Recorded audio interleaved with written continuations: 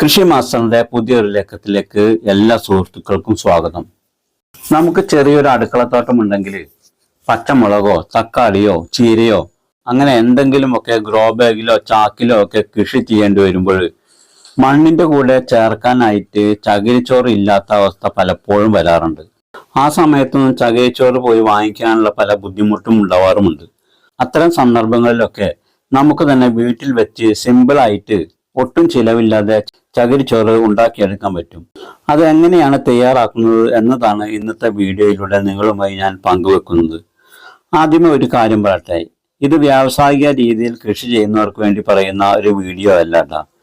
സാധാരണ ഒരു ചെറിയ അടുക്കളത്തോട്ടം ഒരുക്കുന്ന വീട്ടമ്മമാർക്ക് വേണ്ടിയുള്ള വീഡിയോ ആണിത്. അപ്പോൾ വീഡിയോയിലോട്ട് പോകുന്നതിന് മുമ്പായി കൃഷി മാസ്റ്റർ ചാനൽ ഇതേവരെ സബ്സ്ക്രൈബ് ചെയ്യാത്ത സുഹൃത്തുക്കൾ ഒന്ന് സബ്സ്ക്രൈബ് ചെയ്തേക്കണേ. അതുപോലെ തൊട്ടടുത്തുള്ള ബെൽ ഐക്കൺ കൂടി ഒന്ന് പ്രസ് ചെയ്യാനും മറക്കരുത്. അപ്പോൾ ചകിരിച്ചോറ് തയ്യാറാക്കുന്നത് കാണാം. അതിനു വേണ്ടത് ചകിരിയാണ്. ഒരു ഗ്രോ ബാഗിലേക്ക് നിറക്കാനുള്ള സെറ്റപ്പാണ് ഞാൻ കാണിക്കുന്നത്. ഒരു ഗ്രോ ബാഗിലേക്ക് ഒരു നാളികേരത്തിന്റെ ചകിരി മതിയാവും. ഞാനിവിടെ ഒരു നാളികേരത്തിന്റെ ചകിരിയാണ് എടുത്തിരിക്കുന്നത്. ഇനി നമ്മുടെ വീട്ടിൽ നാളികേരം ചിരകുന്ന ചിരവ എന്തായാലും കാണാതിരിക്കില്ല. പണ്ട് കാലത്തെ ചിരവ ഉണ്ടെങ്കിൽ അതായാലും മതി. അതില്ലെങ്കിൽ കിച്ചൺ സ്ലാബിൽ ഉറപ്പിക്കുന്ന രീതിയിലുള്ള ഇതേപോലത്തെ ചിരവായാലും മതി. അപ്പോൾ ഇതിൻ്റെ കൂടെ സാന്ദർഭികമായിട്ട് ഒരു കാര്യം പറഞ്ഞോട്ടെ. ചിരവയുടെ നാക്ക് നമ്മൾ ആവശ്യം കഴിഞ്ഞാൽ ഇതേപോലെ ഒന്ന് കവർ ചെയ്തു വെക്കുന്നത് നല്ലതാണ്. നിങ്ങൾ അതേപോലെ ചെയ്യുന്നുണ്ടാവും, എന്നാലും ഓർമ്മപ്പെടുത്തി.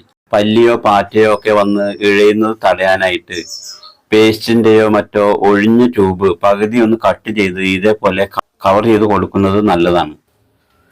നമ്മൾ ഒരു പാളി ചകിരി എടുത്ത് ഇതേപോലെ, അതായത് നാളികേരം ചിരകുന്ന പോലെ തന്നെ ചിരകിയിടണം. നാളികേരം ദിവസവും ചിരകുന്നത് കൊണ്ട് ഇതൊരു ബുദ്ധിമുട്ട് പിടിച്ച പണിയേ അല്ല എന്നാണ് എനിക്ക് തോന്നുന്നത്.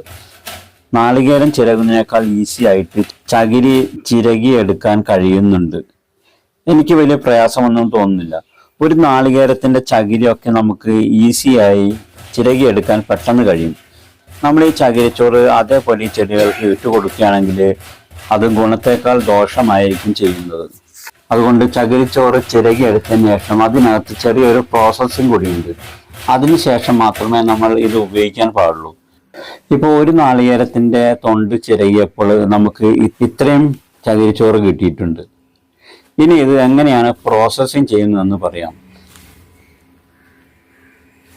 ഇനി ഞാൻ ഇവിടെ ചെറിയൊരു ബക്കറ്റിലേക്ക് കുറച്ച് വെള്ളം ഒഴിച്ചിട്ടുണ്ട്.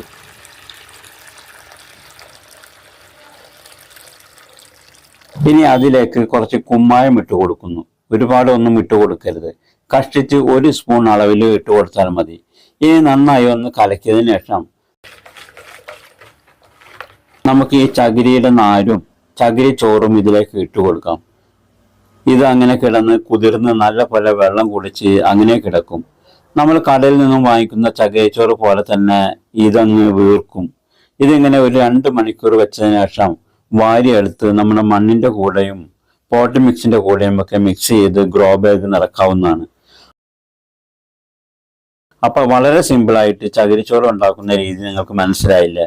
അപ്പൊ ഇനി ഗ്രോ ബാഗ് നിറക്കുമ്പോൾ വെറുതെ മണ്ണ് മാത്രം വാരിയിട്ട് ഗ്രോ ബാഗ് നിറക്കാതെ മണ്ണിന്റെ കൂടെ നാം ഉണ്ടാക്കിയെടുക്കുന്ന ചകിരിച്ചോറും കൂടി മിക്സ് ചെയ്ത് ഒന്ന് കൃഷിത്തോട്ടം ഒരുക്കി നോക്കൂ.